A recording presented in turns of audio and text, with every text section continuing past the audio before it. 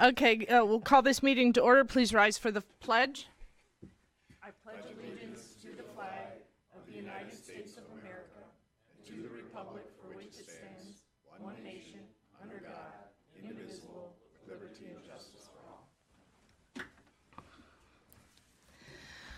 Okay, before I seek a motion to adopt the agenda, I just want to tell everybody we're going to move 7A up to just up above 6 so that he can get out of here quickly. And then the others will end up taken out of order, but we don't need to change that on the agenda. So is there a motion? Madam Chair, I'll make the motion, but just with one amendment to that is, so after Brian's,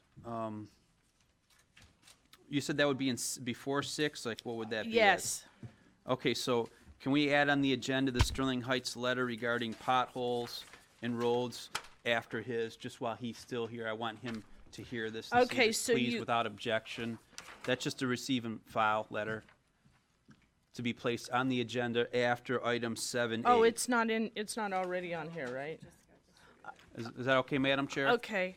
All right, so do you want to do that before his or I want to after do his? that after his, so that would be like 7B, okay, is what but Right, I know. it would be 5B. Right, so that would be 5B, thank you, Okay. without objection.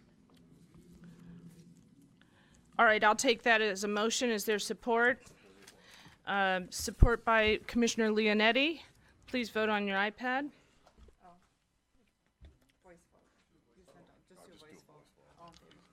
Oh. All in favor? Aye. Opposed? Okay, motion passes. Motion to approve the minutes dated December 13th, 2017. Is there a motion? Moved by Commissioner Duge, support by Commissioner Gillette. Are there any questions? Are we ready for the iPad yet? Yep. Okay, please vote.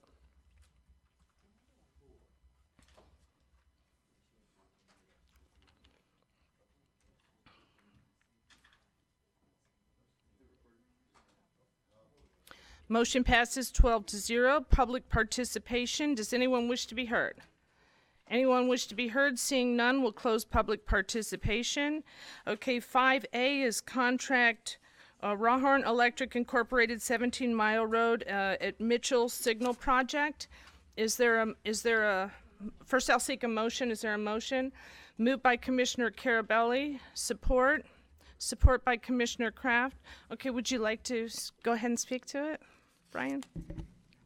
Good afternoon, Commissioners. Once again, this is just a contract with Rauhorn to install a signal at 17 Mile Road in Mitchell within the city of Sterling Heights.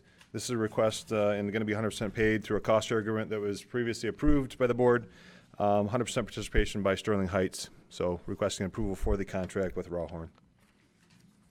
Okay, are there any, I didn't. Are there any questions? Commissioner Leonetti. Thank you, Madam Chair. Brian, I'm looking at the bid comparison, and like our engineer's estimate says $213,000, but then the numbers that came in were a little bit higher. You know, is there a reason why that was just such a difference in what the actual price ended up being compared to what our engineer said? It just depends on the particular bid. Usually there's only probably two or three, well, a few electrical contractors. Depends on how busy they are, particular season, how much work they have or don't have. It depends on the fluctuation of the price. So nothing abnormal. We didn't have any errors or omissions that were evident upon the bid. So Okay. All right. Thanks, Brian. Thank you, Madam Chair. Thank you, Commissioner Carabelli. Thank you, Madam Chair. And just to piggyback on that, the cost share will be reflective of the above engineer estimate as well. yes, it's inclusive of the entire contract. It wasn't capped or anything. So whatever additional cost would be picked up by 100% by Sterling Heights. Okay. Just to recap, the two lowest bidders, the two bidders were both Macomb County companies, and therefore there's no need to use the county's purchasing policy. That is correct. To play on that. That's a good thing that these are Macomb County companies bidding on them. The chair would give me a little latitude. Do you plan on any time in the next month coming up on the infrastructure committee with a program for your year of how you're coming out with which projects that you're definitely got on your schedule that are going to be done this year, along with the additional personnel that you had, we had asked for you to come back and show us, are you going to be able to increase the crack seal? If you were able to improve, additional last year, are you going to be able to do additional this year? And we'd like to get, as a board, I'm sure we'd all like to hear what your, with the funds that you have, what's your plan going into this year? I know you gave a budget, and I know you kind of showed us. I know things change when funds come available and so forth. Is there any time coming up with that? We do have certain projects that are already slated for this year as far as projected projects that we're going to be completing. We do have projects that we are going to be selecting early part of this year. We did have a call for projects with the different communities. The deadline for that was December 31st, so we're putting that program together as far as the different communities and the wants and needs of the projects that they want. And if they can fit within our budget range for those communities, then we'll put them and institute them for construction this year. Obviously, with potholes season, our additional forces are out filling potholes currently, so that's obviously additional crews, additional man hours, filling potholes that are much needed, as everybody can tell. As far as a program, we will have probably in the next couple months here a more solid concept of what projects we're going to be moving forward with for this year.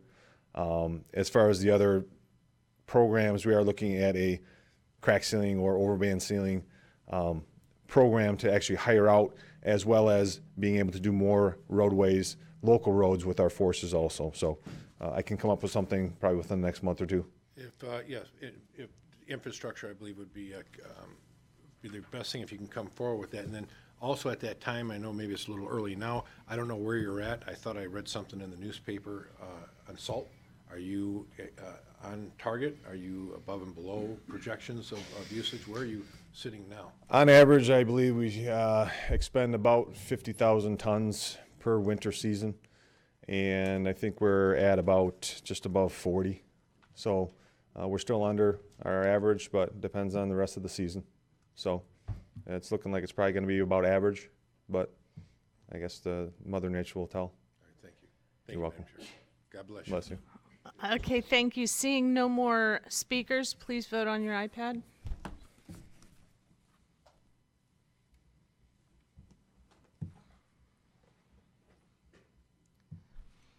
Motion passes 12-0.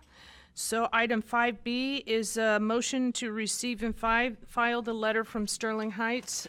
Motion by Mijac, support. I wanted to speak to this also, Yeah. Madam Chair. Yes. Yeah, Is there, let me get support first. Okay. Support by Romano, and we'll open up with Thank you. Commissioner Mijac. And Brian, I think you're short on time limit, so I'll try and make this fast. So receive this letter from Mayor Taylor from the city of Sterling Heights. I can read some of this letter. Conditions on the county maintained roads in Sterling Heights have gone beyond the sporadic pothole patching job and moved into a major public safety concern. Our residents are not only concerned for the condition of the vehicles, but for the safety of their families. And he goes on and talks about some of the roads within the Sterling Heights limits: Mound, Shaner, Van Dyke, 14, Metropolitan, 18, Moravian, and Utica. He also mentioned that the City of Sterling Heights Public Works Department has offered to assist in the county in patching roads this season. However, we were informed that Sterling Heights assistance was not needed. So maybe, Brian, you can address that after. I've also received phone calls and letters from constituents recently. One was from Mike Rumps. He's a retired Sterling Heights police officer. Talked about potholes at 18 and Mound area. And just today I received a letter from Jack Slater, lives on Riley Street in Sterling Heights at the 19 and Canal area. So we all know that we have issues. And, one thing I'd like to propose us as a board looking at is a ballot proposal. Maybe, this is preliminary. I'm thinking off the top of my head, a 1 mil increase ballot proposal, that money that would go to roads, county roads in the county. 1 mil would generate about $25 to $30 million, So I would like to hear you speak on that. What would that mean if the voters passed a millage of 1 mil?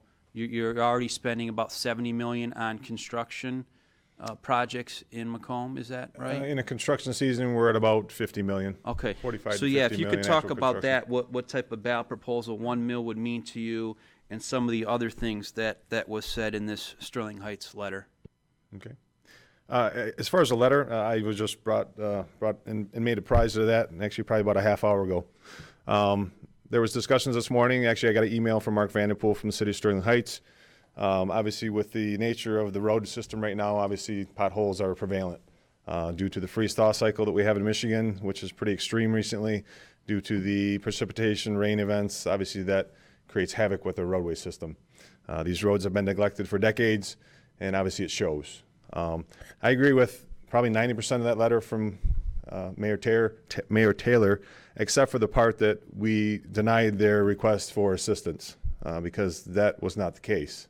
I kind of take offense to that, because I had a specific conversation with our maintenance superintendent, Leo Ciavata, this morning, and asked him protocol, obviously being in a new position, asked him protocol of us reaching out to communities in the past, and he said we had, in particular sometimes to warn in these situations. So I had asked him to make contact with Sterling Heights to see what they would be able to assist in. So I don't know where that comment about us denying him the request for assistance Okay, comes but hopefully from. let's take a look at that between the city and the county. Oh, we are. We definitely We are. are, And okay. he made contact with our DPW representative. Okay. And we would definitely, find out a way to have them assist if they would choose to do that. We can't require them to do that.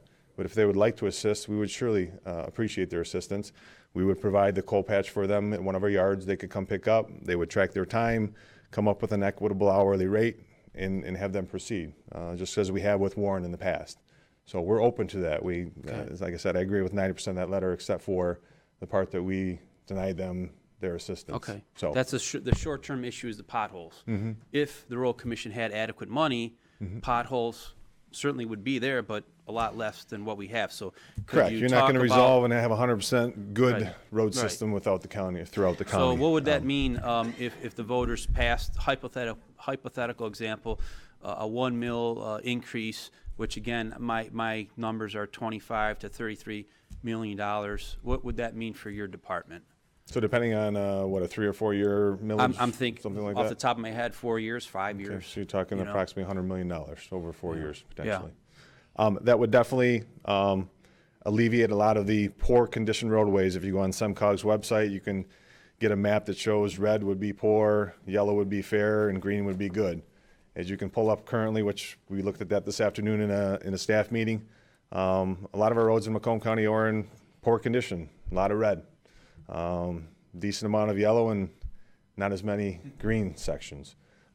We would be able to focus on the red sections, which would be the poor conditions roadways within each community, and devote those dollars directly to those roadways, which would definitely improve all systems of the road in Macomb County. It's not going to be an end-all be-all, but it will definitely get us well ahead of the curve as far as catching back up to where we needed to be decades back. Let me ask you this. Do you have at the road department a master plan booklet which highlights which road, the condition of the road, and how much money is needed to bring that up to par?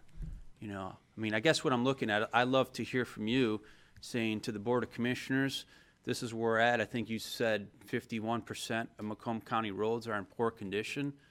How much money do we need to get those roads to go from poor condition to good condition?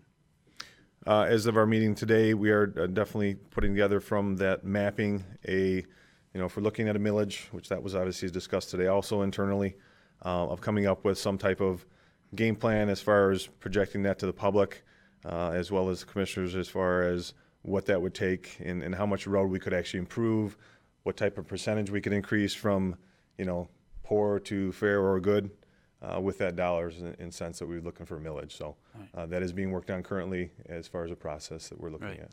And we're in this situation because of the state's failure to adequately address road funding. That is correct. This is not a perfect millage, someone's house paying for roads, but because of their failure to do the right things in the past and to do anything now, which they're not doing, that's where we're at. And so we're stuck in this situation. That's correct. With the additional funding, we would also be able to spend more dollars on the preventive maintenance early on in the roadway system, so it doesn't come to a situation where we have to reconstruct. There's graphs and stuff that can be shown that a dollar spent early on in a pavement's life goes a lot more as far as the life longevity of the road than waiting until it's 50%, lifespan or worse. And then you're spending more and more dollars to try and preserve a worse roadway. So it's not always worst first. It's preserving the fair condition roads that we have now to extend their lifespan and not just doing the reconstruction. Obviously, we have a lot of roads that have been lacking as far as funding and repair. I hope we can get it done. I feel the voters' sense of urgency as it comes to roads. I'm not sure all the political leaders in the region feel that way, but I know I do. I think all of us here on this board and our residents in Macomb County do. So thank you, Madam Chair. Thank you, Commissioner. Thank you. Before I, before I call on Commissioner Romano, some housekeeping to do. You'll notice on your iPads that the agenda item is the wage distribution. That's because what we're doing is a motion to receive and file all of the correspondence. So after the questions that are related to this first letter, if anybody wants to speak to the second one, then I will seek input on that. So that's fine with the motion maker, and that is fine with the support, which is Commissioner Romano? Okay, with that, I'll call on Commissioner Romano. Thank you, Chair. I'm glad you have big shoulders. And I mean that sincerely. I know you've been catching it. I don't know if you've just received, but I just received from our executive, I just received from our executive an email that my illustrious mayor, because I am in the city of Sterling Heights, and so is Mr. Mijac, apparently has posted this on the city's website, the same letter that you're referring to, and he has also posted it on his Facebook page. It's my understanding, correct. And my interpretation of that is, as has been since he's been elected, and I say it openly, it's grandstanding. I mean, if they want to start pointing fingers, let's start pointing fingers at Dodge Park that needs to be done, which is a city road. And we can go on and on within the city, and all of us can go within our municipalities and point to the ones that belong to us and which ones belong to the county. This isn't taking care of the problem. I think people would embrace this millage, and I'm going to say that, embrace. Nobody likes millage increase, but they would embrace this particular one to have it done. We can only do what is the best we can do. Now, we have something coming before the council this first meeting in February that hopefully Mr. Mijac and Commissioner Mijac and I will be there with Candace Miller regarding the bike trail, and I'm going to bring this up again. I think it's grandstanding. I think the city should start looking in the mirror to see who the problem is at. I personally, I have called Sue, and I'm sure everybody has here, or his department, and asked to have certain things taken care of. And it is right. I mean, there's the Mound Road, Shannon Road, they're horrible. But each one of us can point to a road in our municipality that is just disastrous. And we all point fingers at the guy sitting up there at the microphone, unfortunately. And I'm sure your road crews are doing the best. Is it a matter of maybe getting additional overtime, anything to curtail the short-term problem today? We haven't been restricting overtime, so we have been, allowing our crews and haven't been having our crews out extended hours during the week and bringing them in on weekends. Sometimes it doesn't make sense on a weekend if it's inclement weather. Yeah. It's futile to put coal patch unless it's a huge safety concern, a huge hole. If it's just routine pothole filling, if you're doing it in the rain, it's not going to hold. It's going to blow out. You're going to waste material and waste time. But we have not restricted overtime. We've actually promoted and required it out of our crews. We've taken crews from our Washington and New Haven centers and actually distributed them to our Clinton and Shelby service centers in those areas to help out. So we've kind of intermixed service center personnel and shuffled them down to the necessity of the south end or middle to south end of the county to help those forces in those locations. So we're doing whatever we can within the staffing that we have in the daylight hours that we have to fill potholes. It's just, the freeze-thaw cycles that we've experienced, the rain, just have made the roads the way they are right now. So is there a turnaround cycle? So we get a call from constituents, and I'll use Shaner and Mound Road. Mm-hmm. Oh my gosh, there's a 8-week call. Your department, is there a turnaround time that we can say to these people, listen, sometime today, sometime with it, how bad is it? Is there something that we can do to not only pacify but take care of the problem? I mean, depending on the severity, we'll have somebody out there either that day or the following day. I mean, our crews are out there on a day-to-day basis. I mean, that's pretty much the the stuff that they've been doing for the last few I don't want weeks. to bombard your department. I don't want to say to my people, well, call the road commission and let them know. Because what you consider a major pothole, or they might consider a major pothole, is nothing compared to what really is out there. So It kind of depends on, the amount of service calls we get for a particular area also. I mean, if there's 10 or 20 that we get in a certain area, then obviously that's a focus of what we do. If there's 1 or 2, then that's another thing. So it depends on call volumes also. okay. Thank you, Madam Chair. That's all I have. Thanks, Brian. Sorry to Thank you, Commissioner. put it all on you.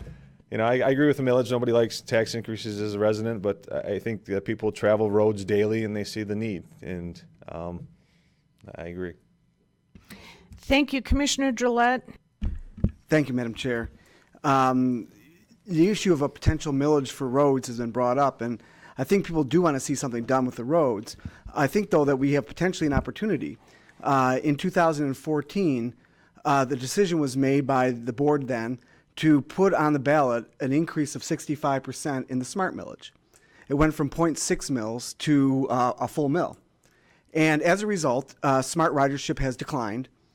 And it's declining around the country, except in the state of New York, or the city of New York. Mass transit ridership has been declining, whether it's LA, whether it's Chicago, it doesn't matter where it is. Uber, Lyft, other transit options are coming to the fore, and people are starting to move away from the bus as an option for technology reasons. So it's completely conceivable that we can restore the smart millage back to the 0.6 mils it was in 2014 and take that 0.4 mil difference and dedicate it to the roads, and we won't have raised taxes. We will have kept taxes exactly the same, but shifted the priority to where I think our constituents really see the problem. We can maintain mass transit system for those truly in need by using new technology, by creating a card that people can use toward the bus or Lyft or Uber, and use it for those who truly need it, who don't have access to a car. But the majority of our constituents ride in cars, the vast majority. And we have made the priority funding empty buses and not filling empty potholes. So I would look and hope that this board would consider restoring SMART back to their original millage rate of 0.6 mils, granting them the Headley increase that would come as a result of that, and the property tax increases would come as a result of it, and to say mass transit is a concern, but transit is a bigger concern. And the safety of our constituents requires us to attend to that first. So I would look toward, when we come up to renew that smart millage, that we parse that down. We restore it back to where it was in 2014. We didn't gain new riders. It didn't get new smart services, and that have been shown to have been of value, and that we put that 0.4 mils into the roads for our constituents to fix those roads, and we've done it without raising taxes. So just something to consider, and I appreciate your thoughts moving forward privately or in any other capacity. Thank you. Thank you, Commissioner Gillette. Okay, I just have a couple things to say. We're all hearing from people, obviously, and we're also all hearing from city councils, not just Sterling Heights. I had 2 contacts from St. Clair Shores I was talking about earlier. Apparently, this was a lengthy discussion at their meeting last night, so due to the nature of this winter that has happened, any road that had flaws going into it are in disastrous shape. We didn't see this coming, how bad they are. I will say, when the state increased our funding for roads, they increased it enough from all the studies I've seen to just maintain them in the poor condition they were already in, not to actually improve them. So I would like to put a little pressure on the state too. I'd like to send a resolution or something, and I'd like to start getting all the cities involved and saying, listen, you have a responsibility to come up with something to help us. It's not something that we have to deal with tonight, but I think that we got to start pressuring the state and the federal government. The federal government, everybody's saying they're going to do a big infrastructure package. Well, if they do, we want to make sure it doesn't all end up on the East Coast. We need some money here in Michigan as well. With respect to the SMART thing, I don't know, maybe there's a decline in ridership. That's something I would have to think about. I do know that not necessarily buses, but cities that have the mass transit, the modern mass transit, are the ones that get the big companies that are choosing not to come to places like Detroit. So it's something to consider, and I know they're always talking about it, and we don't actually get anywhere.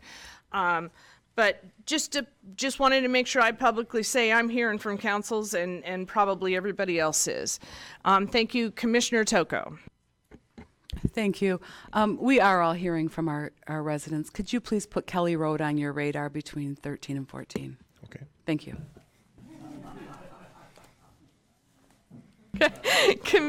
Commissioner Duche.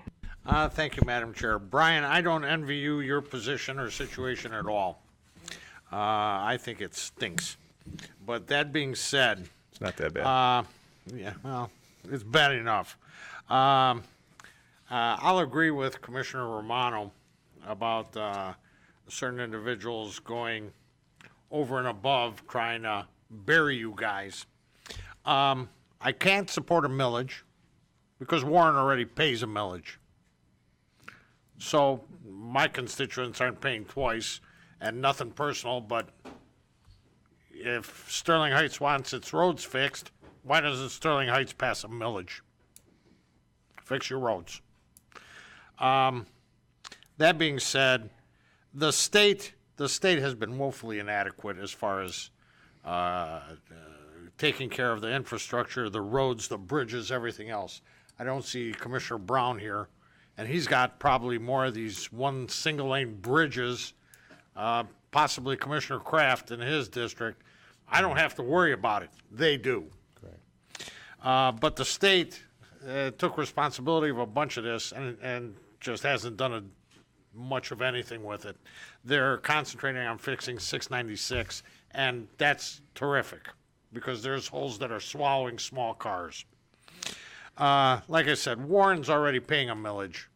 You want to put on a millage, you'll get a fight out of Warren. Why should we pay twice for it?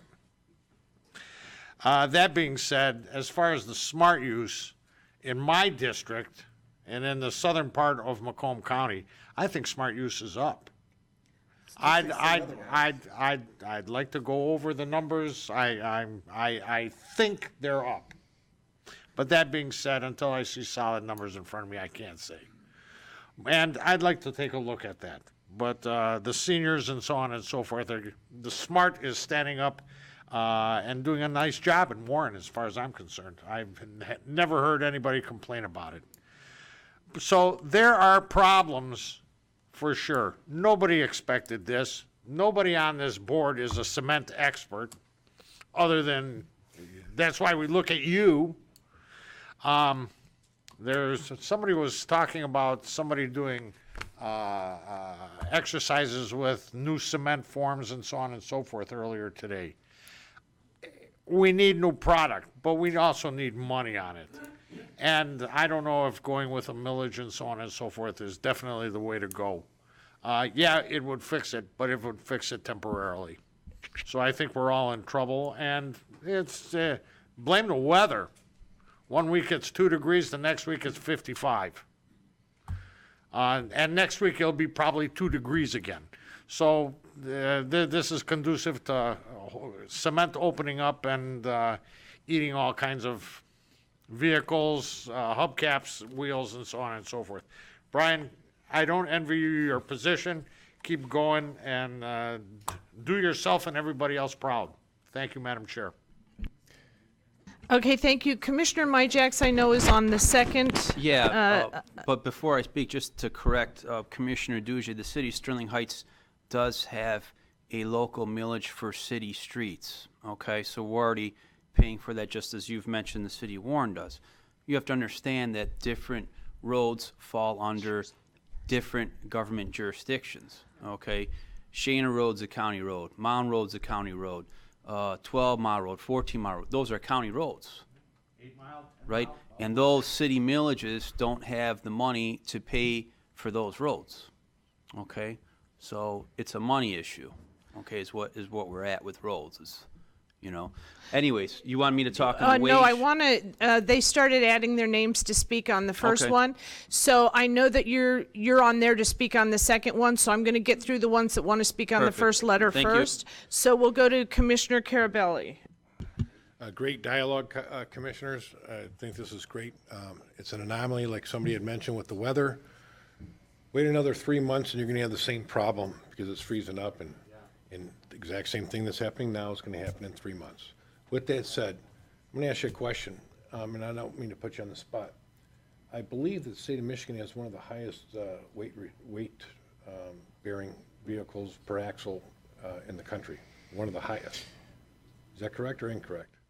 It has the highest load allowance, but it's similar to other states in per axle weighting. So even though we allow for heavier weights, it's distributed over the axles, which is in line with other states. So But it's still heavier, and that's due to the nature of what we do here in Michigan is manufacturing. So in turn, our roads, no matter what you do to them, are going to deteriorate probably a little quicker than the states that don't have, the states that have stringent restrictions on their roads.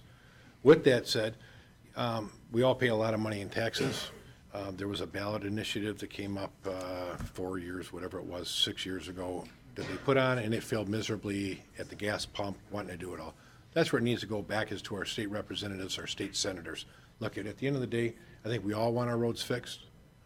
I'm in favor of impact fees. Our state does not allow impact fees. So at the end of the day, there's a lot of ways to build a mousetrap, and we can go into people's pocket and take money all day long. But if they're already paying money and it's a bigger picture than what we have, you can throw as much money as you want on them. And you know what's going to happen the next thing? What are all these orange barrels? I got all these roads closed down. They're fixing all I mean, that's the next part of you get all that money. Then again, going to drive because he's out there working on all these roads. So you're going to have the same thing over. It is a bigger picture. And at 40,000 feet, you look at it and it comes down to, this is a state issue. We all pay taxes. We want our fair share of tax dollars back. We want it corrected. And I think that's where it needs to lie. That's just my 2 cents. Thank you. Chair, what happens now? The state hasn't been doing anything on that. You have special interests in the state that don't want higher gas taxes or don't want to deal with these weight restrictions. So what do we do here at the local level? I'm trying to think in a way, a creative way, to empower ourselves and our residents to take road funding and the conditions of our roads into our citizens' hands and out of the politicians' hands and special interest hands of Lansing who have failed miserably on this. Okay. There's still people lined up to speak. I think we may have to make it like an actual separate agenda item at some point. You still have the floor, Commissioner Carabelli. Just this point, it's great stuff, and you're right. You live in a city. You say you have a millage, you receive Act 51 dollars directly to your community. There's a lot of communities like what I live in, we don't get a penny. turn on your speakers, please. We don't get a penny. It's all at the discretion of the Department of Roads of how they're gonna divvy up the township's money and what projects are priority going through. So you're gonna pass a millage so that your community can get more money? I mean, like I said, this is a bigger picture. And how is the residents that are not a city gonna benefit when they don't have control over the money? So, I mean, it's bigger than just say, put money into it. How are you gonna distribute that? There's no law saying he has to spend a dollar in Washington, Harrison, Shelby, I mean, and so forth, because we don't have a Department of Roads. We don't have a DPW that does the roads. You guys do. So you got to think that through at the end of the day. How would you do it? Other than just say, let's raise the taxes. I got to see a plan. Look at it. If it means raising taxes, so be it. But how are you going to do it? I don't know. Thank you. Thank you, Commissioner Sager. Well, when you talk about trucks and scales, we're one of the few counties in the southeastern part that don't have any scales at all. They're all taken out. And you hit these trucks coming in from Canada, and they're going out west. What are they using? 696. When they come back, what are they using? 696. So there's no scales in Macomb County.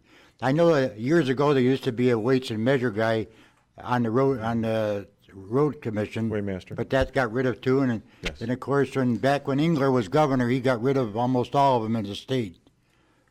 That's the first part. The second part is before you start talking about the millage for SMART, bring a representative up here from SMART who can give us the statistics. What's going on? Is it good or is it bad?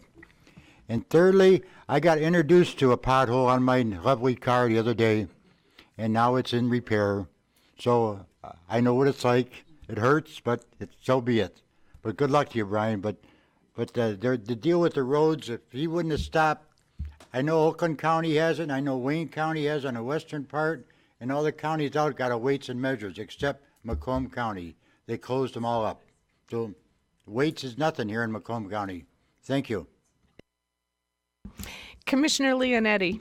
Thank you, Madam Chair. Brian, you get a lot of state money, not enough, but you get state money, and then of course we have our county money. If we did pass a millage, if the voters approved a millage, putting more money in your hands gives you the ability to do more. Is that correct? Yes, that would be correct. Okay, and you would have more discretion, because correct me if I'm wrong, when we get state funds, they have to be appropriated in a certain way. Is that correct? That is correct. There are certain contingencies and requirements on the MTF funds that we get from the state. And if there was a millage passed and you got more money, I don't know if this body is capable of it, but this goes along with what Commissioner Carabelli was saying. I mean, there could be some guidelines on how that money is spent. I live in Harrison, and Harrison's completely dependent on the county roads. And, I tell them to go to your website. And you know what I do to verify that you're doing something? I take pictures of your trucks when I see them in my area, just so they know that you're there. I tell you, there's only so much you can do. But because they are there. They are there. No, and so I guess looking at what Commissioner Carabelli said, kind of looking at what Commissioner Drollet said, certainly what Commissioner Mijac says, I agree with, is that we're being let down by the state of Michigan, and I think we should put a proclamation together and let our state representatives, our state senators know that this is a serious thing and it needs to be addressed first at their level. But at the end of the day, it's kind of like life.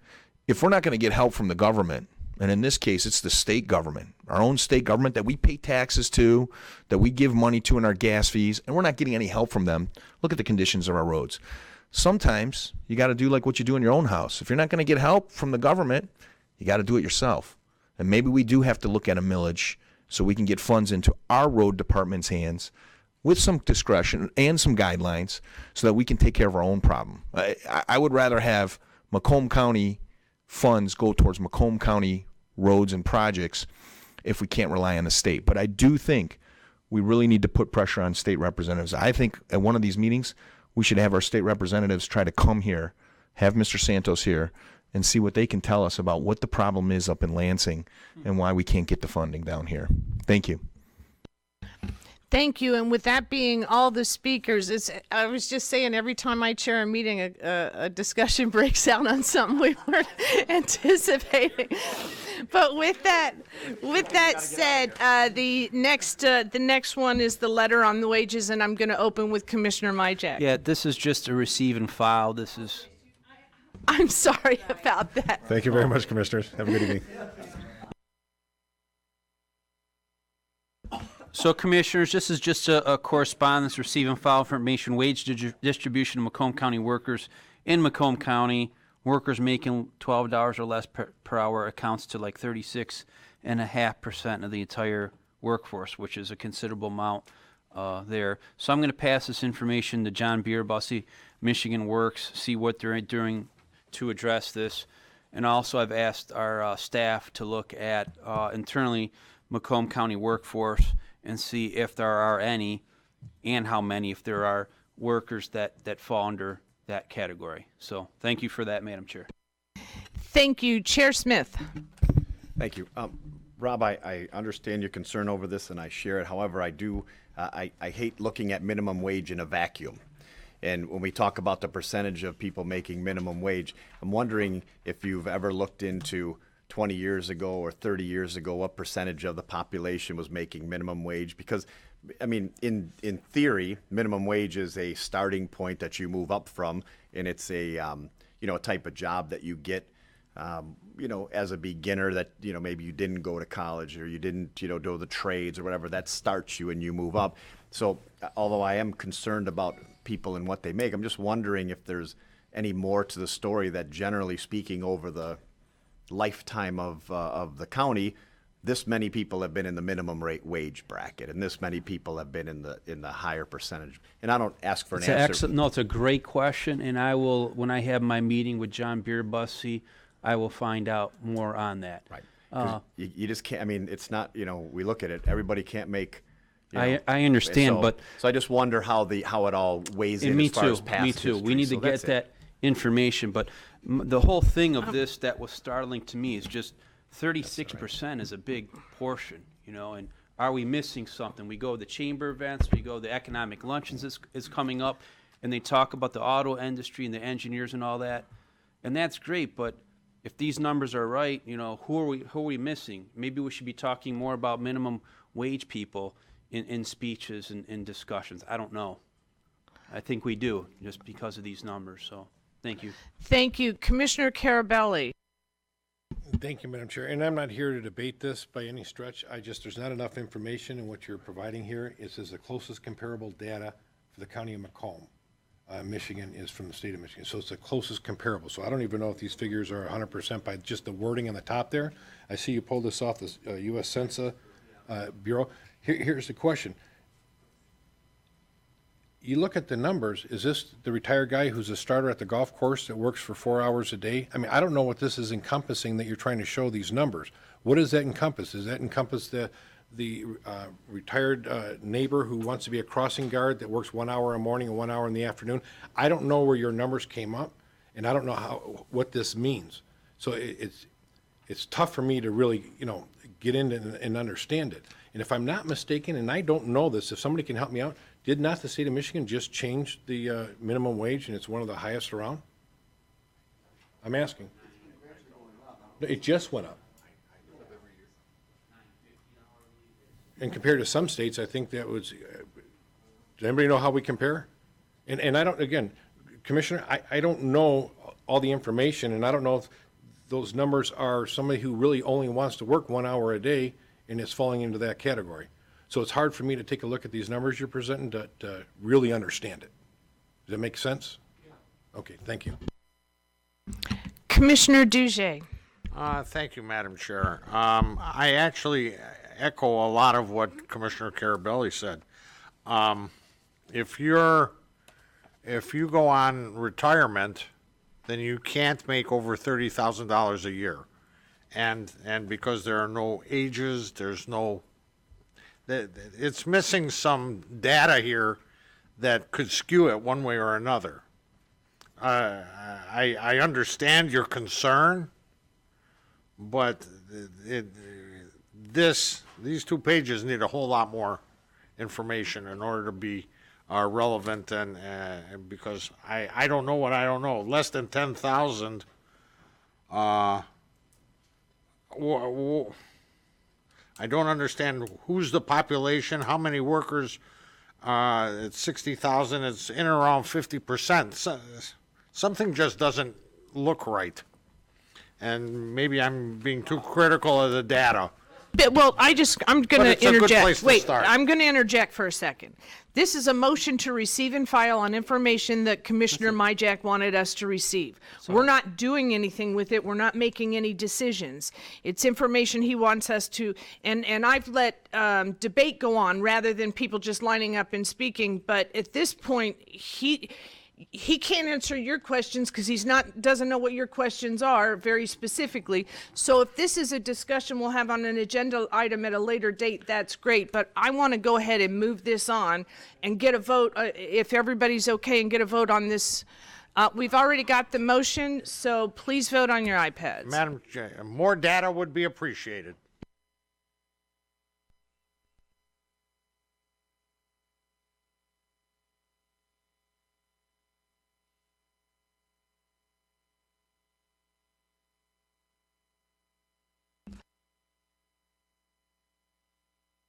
To 1, with Duge voting no.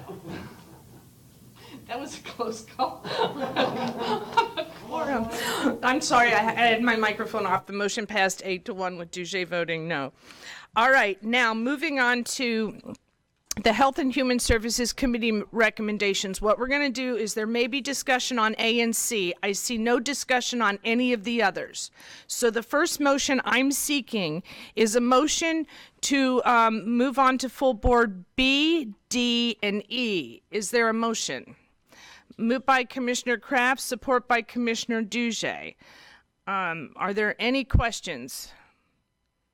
Okay, please vote on your iPad.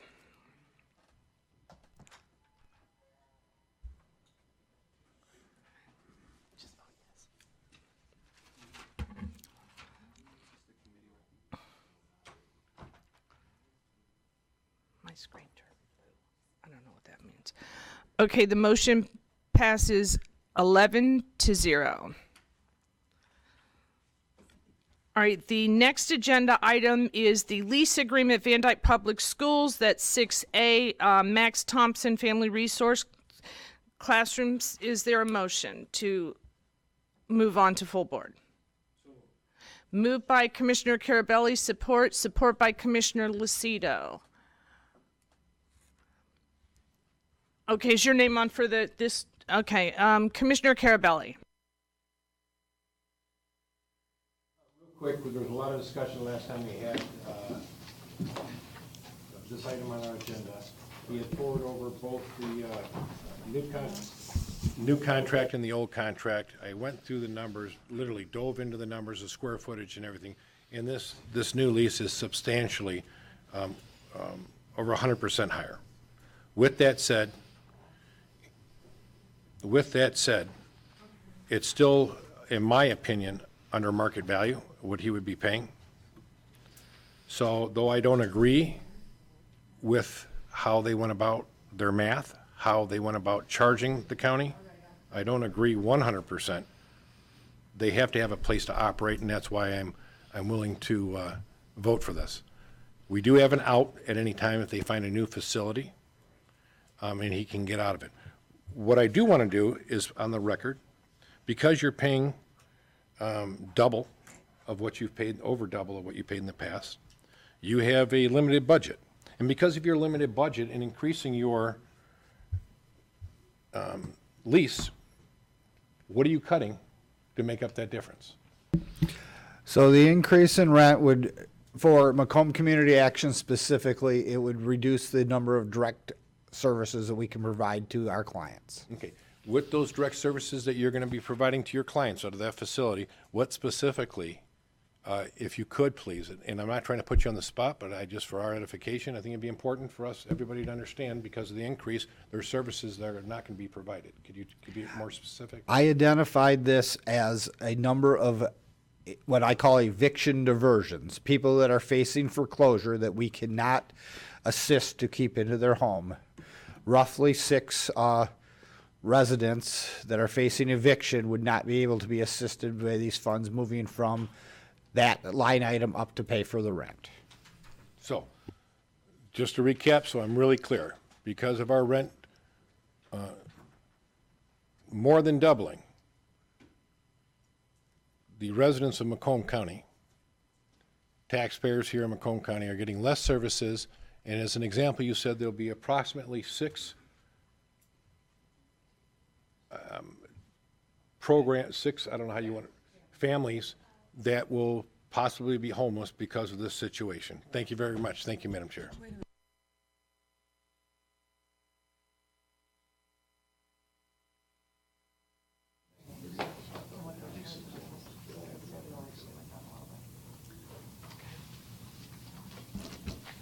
Okay, and I agree we have to have the facility.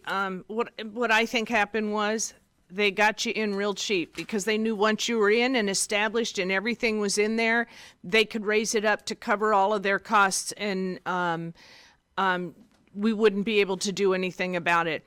I will think twice, just because in the future with contracts, take a closer look at them just to make sure somebody's not setting me up to, and by the way, it was $12,000 the first year, so it's gone up like 4 times, you know. So So I'm going to support it, but this is, I need to make another housekeeping change here. This, you are requesting, regardless of our paperwork, you are requesting that this starts January 1 as opposed to September 1, 2017, correct?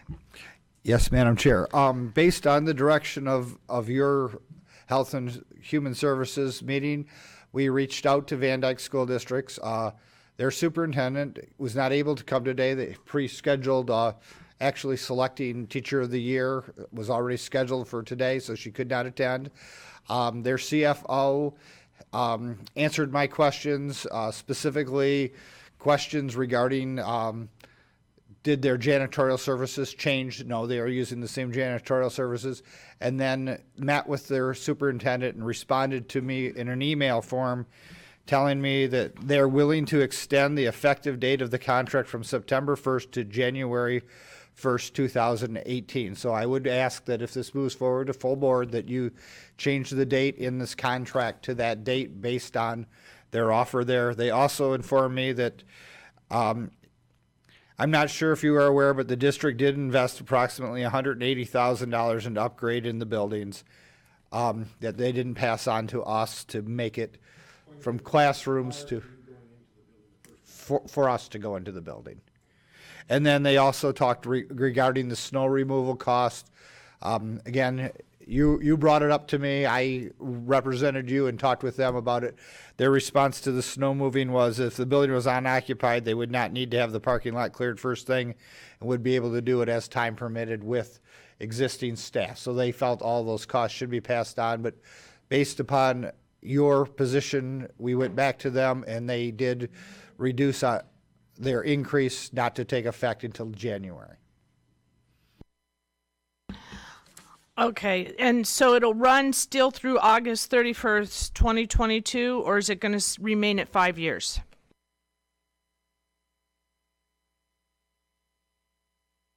About the effective date changes. Okay, and the motion maker, Carabelli, and the supporter, Lucido, are okay with that. We're saving money in the process. Motion maker's okay, the supporter is okay. All right, Commissioner Leonetti. Thank you, Madam Chair. I just want to make it clear, as Commissioner Carabelli brought out, that in your answers, there's going to be 6 or 7 families that are going to, potentially be evicted without community action help. That's not your fault. That's the Van Dyke schools, in a sense. I want to make that clear because of the lease that they gave on us. And I do want to echo something Commissioner Kleinfelder said at a previous meeting. How often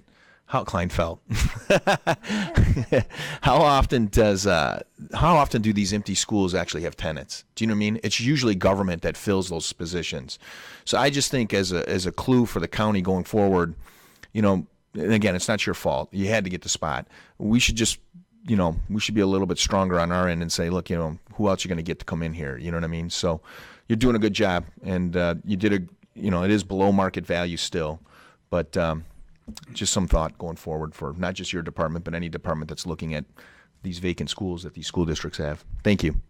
Thank you, Commissioner Kraft. Thank you, Madam Chair. Just a question on the cuts and the families that are going to be not going to be able to go through the foreclosure program. That sounds like a perfect program for some grant money. Is there any grant money available for that, or have you been looking into that? Just curious if there's a way to fill that gap.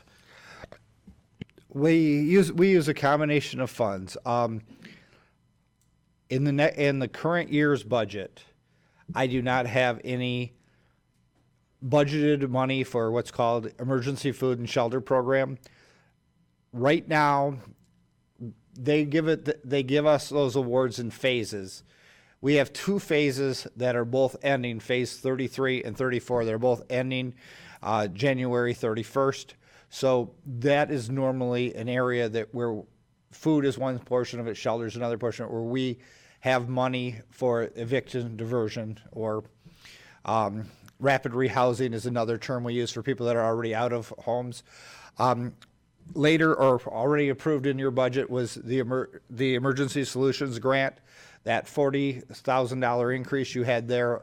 That mainly goes for prevention and rapid rehousing. So there are offsets for that. But again, within that program's operations, that's where I'd be moving money from, is the direct assistance to our clients into the rent line item. Thank you, Madam Chair. Thank you, Commissioner Sauger. Yeah, thanks. You know, Kerb asked me a question. When we first opened, we had a meeting down there of our Board of Commissioners. I think maybe next year, in the spring, summer, fall, we should have another one down there. We have an investment down there, and the commissioners can see what it's done. So let's just put that on the agenda.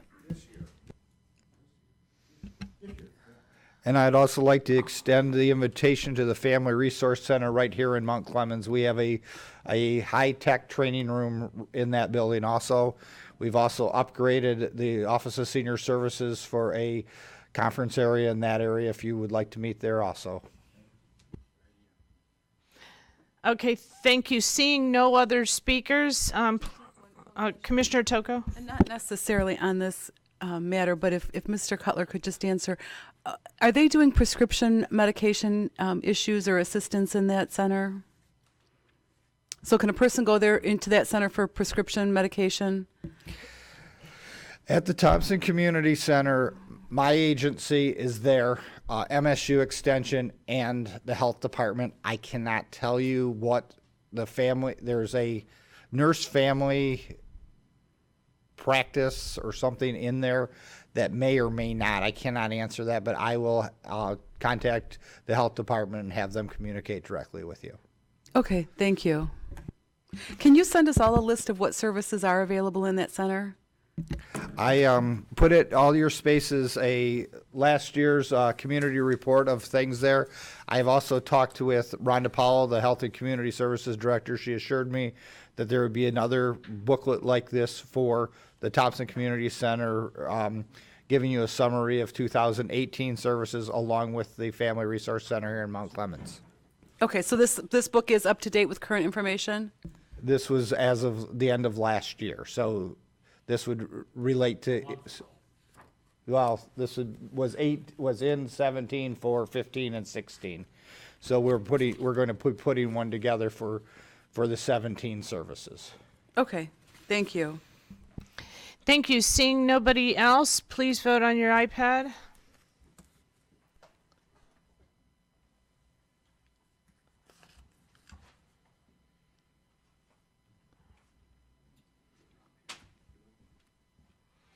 The motion passes 11-1 with Commissioner Romano voting no. Thank you. Okay, next agenda item is 6C, which is the Budget Amendment Macomb Community Action Office of Senior Services. And before I seek a motion, I just want to just remind everybody that we were hoping to get the compensation study before we made a decision on this, and we do not yet have that compensation study.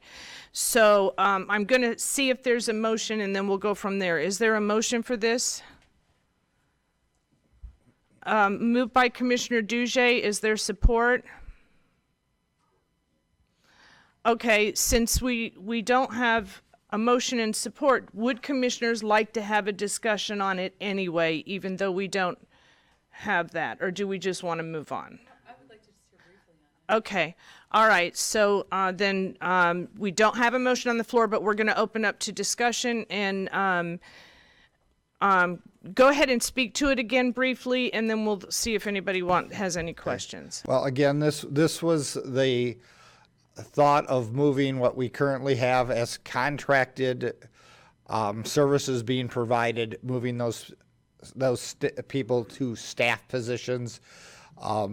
Again, I understand the board's feelings and have no objections to it. I understand that HR is on February 14th going to be rolling out or giving out information on the class and comp study, so the delay is fine, but I can go into as much detail, and I will happily come back before you then. But we're just looking at services that are currently provided by contractors to void their contracts and make those people employees. Okay, so we're not going to table it because we're not 100% sure when we get that compensation study. We've thought it was coming before. So we'll just leave it as no action and bring it up at a later date after we receive the compensation. Commissioner Toka, would you like to?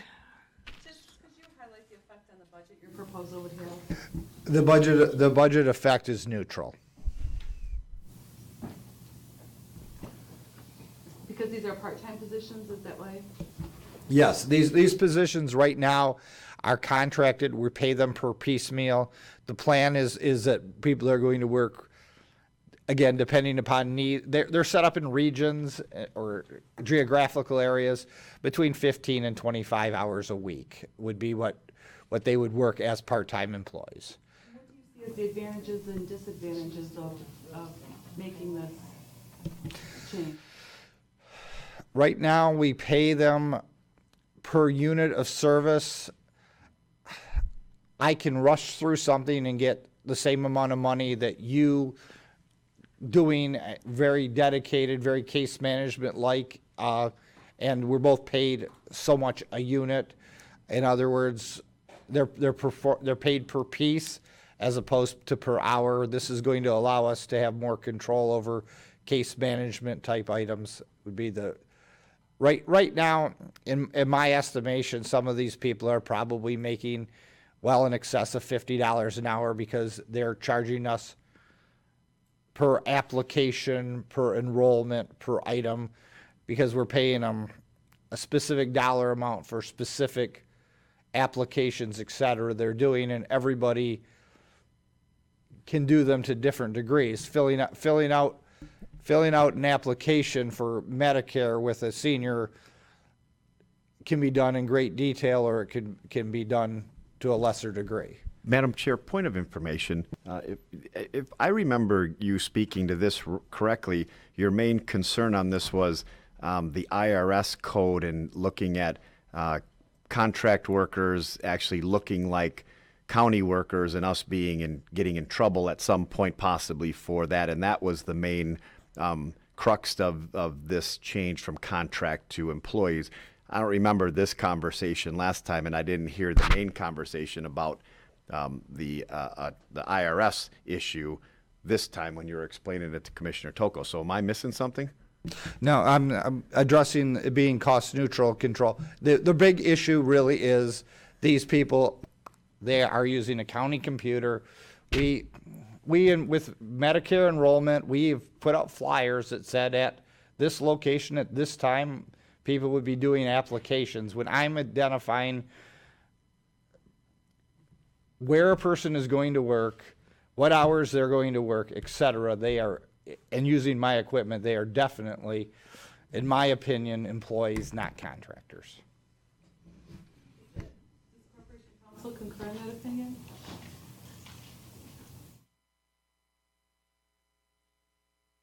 I concur. The IRS test is a control test and a tools test. Who controls the day-by-day activities and who provides the tools to do the job? The IRS would consider them to be employees for tax purposes. So is it your recommendation that we convert them to employees?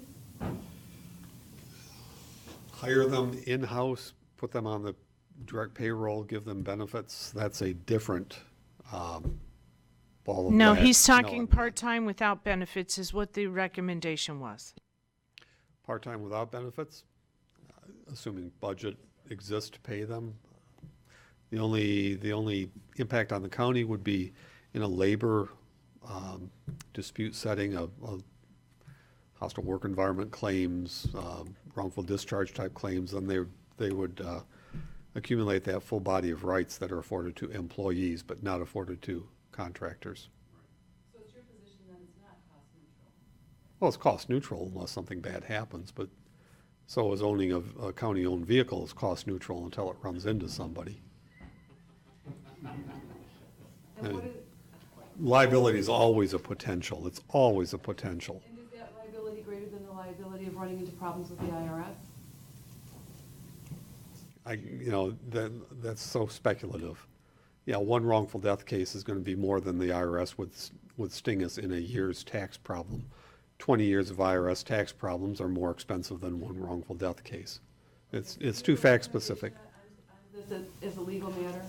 Pardon me? Do you have a recommendation on this? I request as a concur legal with matter? the recommendation here. For legal purposes? Yes. Okay, Commissioner Smith. Thanks. And I just wanted to clarify, too, that this is something where we haven't heard from the IRS yet. This is a precautionary matter that that as this actually is still going on, and since we didn't take action on it, this isn't changing anything in the meantime. We're still getting these services out of these contract workers, and that was one of the things we talked about. We're not disrupting anything at this point. We're just merely at least waiting to hear, like we did with the other positions recommended. Correct. Nothing is changing currently. We are still providing those services. Okay. Then, Madam Chair, if there's been a motion on the floor, I'd like to second it, unless that's been withdrawn. Was there? Then I'd like to make a motion.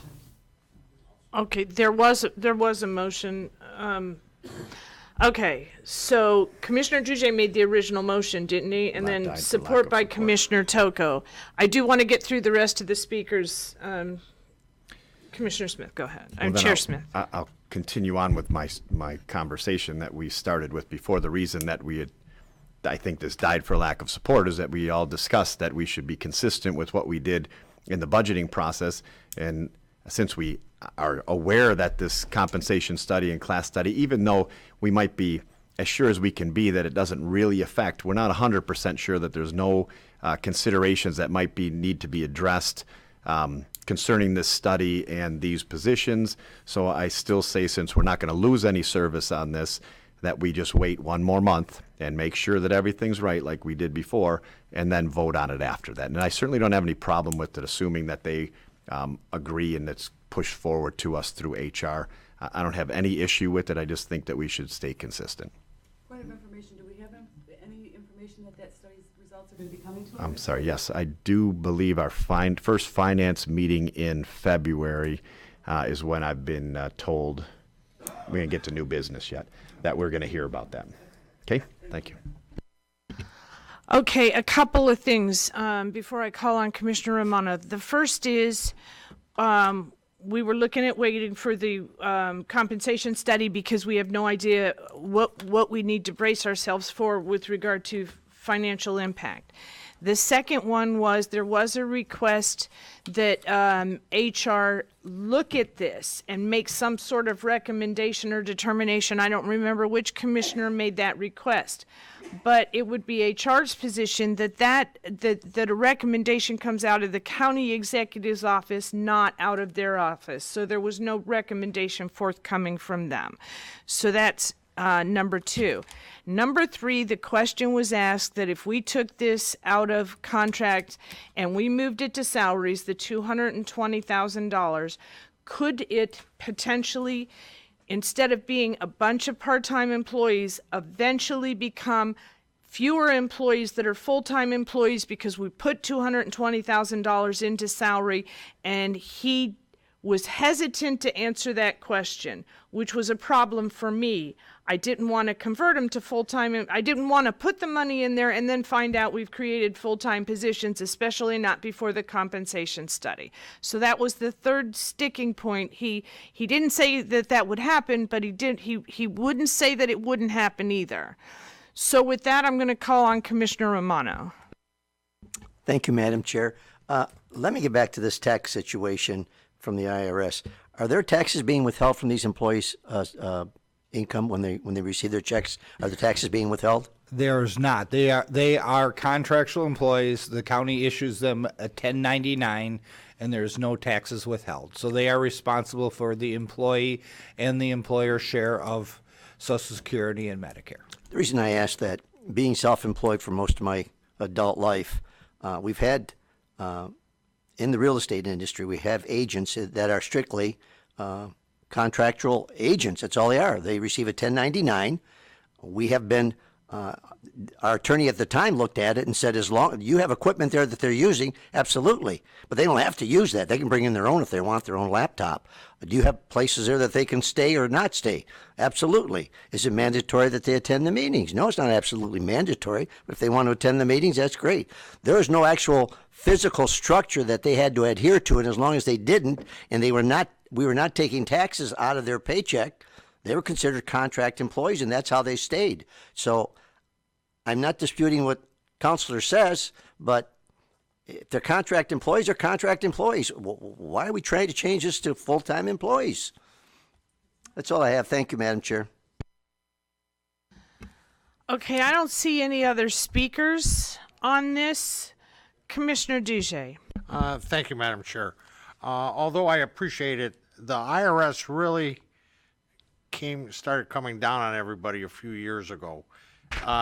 When we put out flyers saying what time it's going to be, when we have to provide the computers or the equipment, the programs, and so on and so forth, if you're not required to be at a certain time, that's one thing, but you're required to be someplace at a certain time with this part-time position. That right there changes it dramatically as far as IRS rules.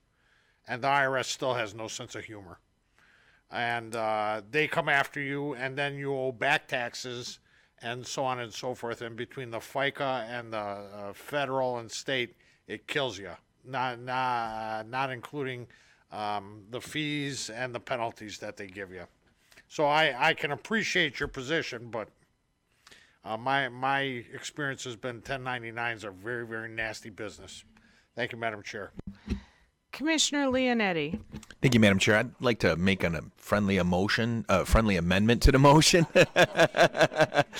Just to table it. Can we table it until after we get the compensation study? A friendly amendment to the motion. Okay, that's not a friendly amendment. That's a motion to table. There is no discussion on a motion to table. So there's been a motion to table. Is there support on that? I would table it until after the compensation study, so our meeting perhaps in March. Okay. All right. There's support by Commissioner Romano. There is no discussion on a motion to table. So please vote on your iPad on the motion to table. It's a date certain to March, right? If the compensation study doesn't come back in, Well, what he said is after the compensation study comes in. So I did say both. there's no discussion on a motion to table. Clarify the motion. Yes, you can. All right. Yes, you can. Okay. Clarify the motion. I know the supporters are going to support this. Sure. Just clarify until after we get the compensation study. Okay, and then and then this comes out of Health and Human Services. So the chair of Health and Human Services will make sure that it goes back on the agenda after we receive the compensation study. Okay, so there's motion and support. Please vote on your iPad.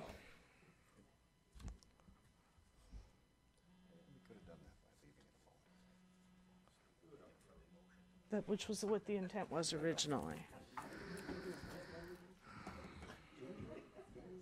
But there's going to be no votes, so they wanted to cast their votes.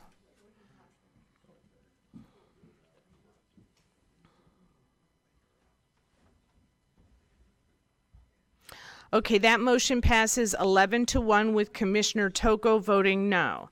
So that item has been tabled until after the compensation study. Okay, having said that, there will be no action on the main motion.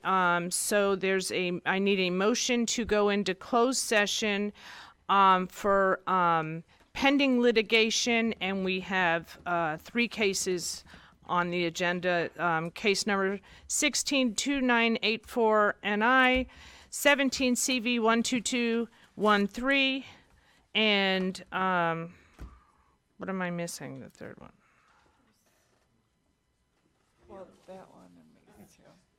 That one you've already talked about, but he did the closed session. This is the one they actually want to talk about. Okay. Anyway, that's the motion. Moved by Commissioner Gillette, support by Commissioner Lucido. Please vote on your iPad. All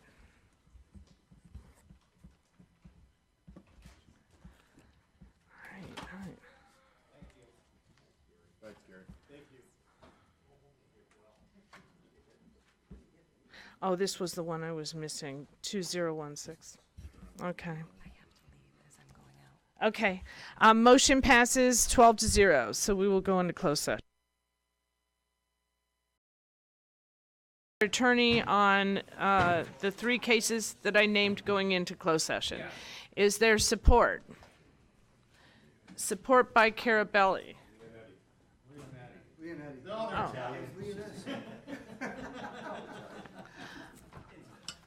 Okay. Please vote on your iPad. Are you ready? Yeah. Okay, please vote on your iPad. Yeah. It's just the formatting. You can't see it, but they're there. Commissioner seated up here in the room. You guys want to get Yeah. Okay, that motion passes 11-0. Correspondence has already been taken care of. New business, and I'm going to open with Chair Smith.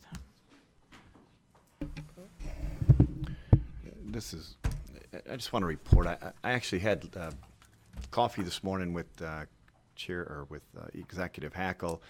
We talked for quite some time about the issues going on between the board and the executive's office and how to at least put a procedure in place to try to resolve these things when they come up. So I'll just leave it at that at this point. We had a very productive, I believe, meeting that was very cordial, and I would say we entered into our general agreement on how we're going to look at doing things in the future mutually. So I'm if not tomorrow, but today I'm pleasantly optimistic on being able to solve some of the issues that have been going on in the past, including what we've discussed recently. Okay, I don't have anybody else listed to speak. Does anybody else have any new business? Okay, with that, we'll move on to public participation. Does anyone wish to be heard? Seeing none, we'll close public participation. Motion to adjourn by Duge, supported by Gillette. Please vote on your iPad. And we are adjourned.